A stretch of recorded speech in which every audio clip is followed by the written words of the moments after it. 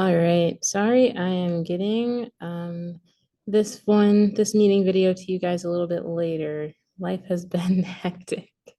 But anyway, so the meeting this week we didn't have that much to go over. So we were able to start with a longer check-in activity. I love doing this one with my little kids. It's called the snowball game. Basically, first you just write, and you can do this a bunch of different ways, but we did it this way. You write a get to know you, a random question on a piece of paper, and you crumple up the piece of paper into a ball and you throw the ball across the room. And then you grab someone else's to read out loud and answer the question. It was pretty fun. Um, yeah, I don't really know how you guys could do this one, so I'm just gonna keep moving on. We started with the Q&A, just about, what's going on at the desk, what questions came up last week. Are we getting the hang of tech? Are there any comments, concerns? And there was one, well, there were a few, but the main one was with student association. There's a key for them. It's so that they can open the display case upstairs. It's in our key cabinet on the right side. And there's not like a drop down in the shift log. You have to manually type it in to check it out to them. So, but if you have any questions or concerns, feel free to email them to me. I'm sure you already saw this link, but we did vote for staff bonding. After I went through all of the filled out Google Forms, which, by the way, if you have not yet filled out the Google form that was emailed to you, please do so ASAP. But it came down to either the bonfire or bowling. Lisa had a request with, hi Jenny, with timesheets. Just keep putting those trades in when to work. It can be pretty confusing for her to approve time if two people have time documented at the same time, or if someone is working when someone else is supposed to be working, but it wasn't entered in when to work. So just make sure to keep using when to work when you're trading shifts.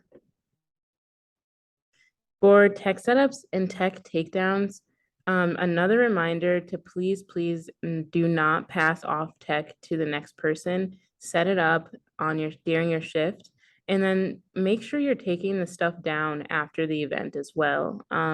So that means at the end time of the event, that event should be cleaned up. If we can't do this, then we will have to use an initial system on the setup sheet to record who's responsible for setting up and taking down the tech equipment. And then we did some very necessary direction practice. So everyone got into pairs and then gave each other directions. So number ones gave each other directions from the Kirby desk to One Stop Student Services. And number twos gave directions from the Kirby desk to HCAMs. So your job to let me know that A, you watched this video, but also to give you practice, I need you guys to email me giving directions from the Kirby desk to One Stop and giving me directions from the Kirby desk to HCAMs. That second one is a little tricky, so let's see if you can do it. And yeah. And then we just went over the appreciation box, of course, as always. The appreciations this week, we had a lot, but those of you who are not at the meetings, let's see. We have some for you too. This one says, thank you, Justin, for coming in early so I could leave for my surgery from Kat.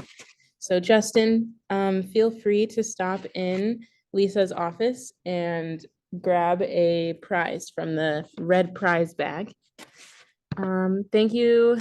Oh, thank you, Emily, for taking my shift from Paige. Emily, feel free to stop in Lisa's office and grab a prize as well. And the last one is, thank you, Anna, for buying me food that one time we worked together.